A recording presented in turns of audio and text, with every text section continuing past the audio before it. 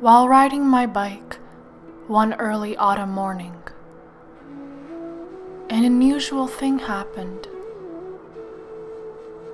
I distinctly heard a title of my next painting, The Messenger. I was so relieved. Both the title and the image were ready for me, all at my fingertips. I could not wait until the next morning, when I could play with whites, in order to form a snow owl in flight.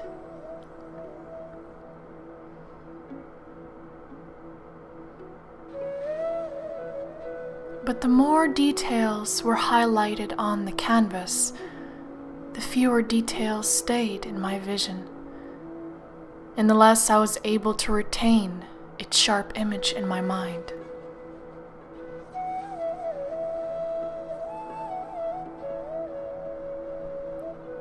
Then I noticed a nest, but by the time I filled it up with the eggs, the owl vanished. Not a feather was left in my sight. It flew away from me as fast as it had arrived, as if telling me it was enough. I have to trust an impulse, or maybe even a spiritual mandate, to eliminate my favorite characters on the canvas. Otherwise, I would not see what I'm supposed to see. But I was baffled. The messenger was still missing, and I just began the painting. I didn't know what to do. The next morning, I heard a grunt of a moose. Was he the messenger? No, he could not, because he himself was looking for safety and guidance. I was about to put realistic details when the moose just disappeared from my vision, and two bald eagles started circling around. I decided to be guided just by the sounds and figure out the story through purely spontaneous strokes of paint. The spirit reveals to me the final painting only if I paint what is given to me at that particular time, and I must be authentic, with the slightest nuances. The actual reason why I do not plan anything in detail from the very beginning.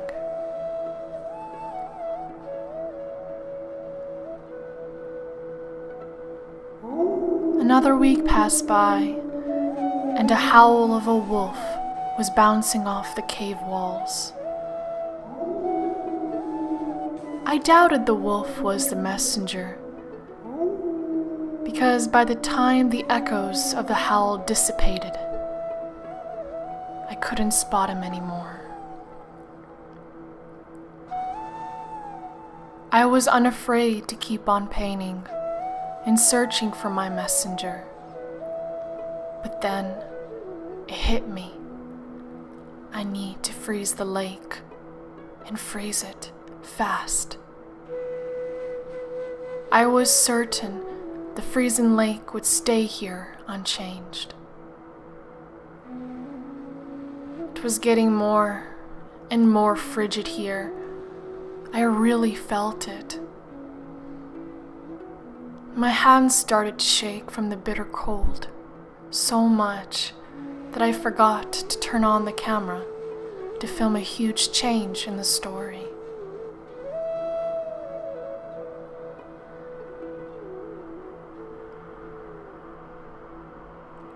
I had been absolutely positive that no human being would be on this particular canvas.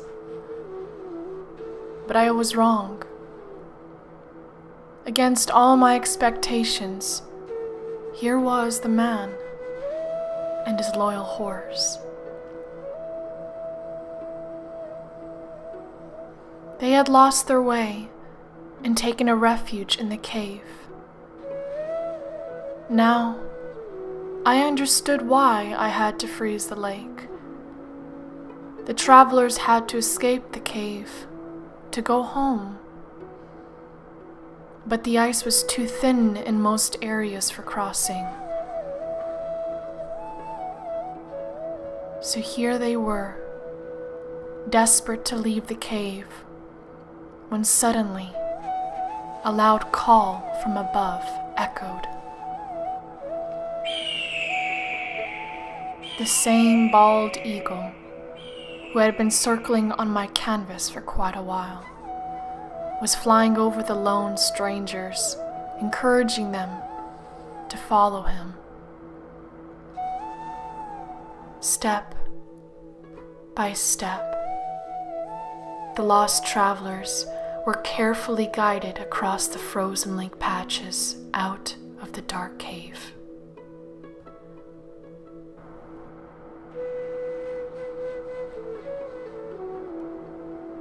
The messenger was finally found. It was the eagle, the spirit.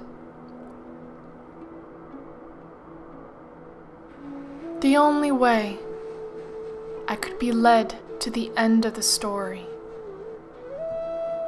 was by listening to the spirit call from the very beginning to the end. By listening to every move of a flight, every drip from the cave lime icicles, and every crackling sound of the freezing lake.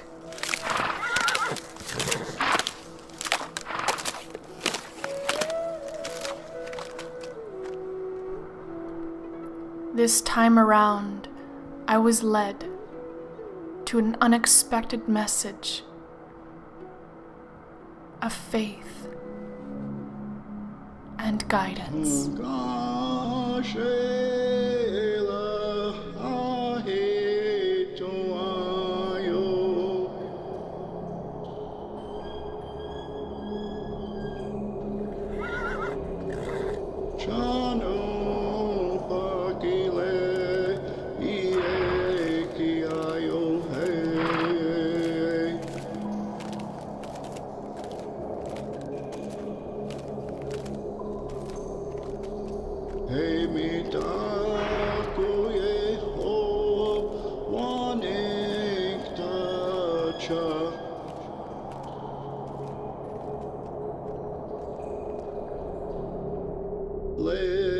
Chamuelo, hey, Tongashi.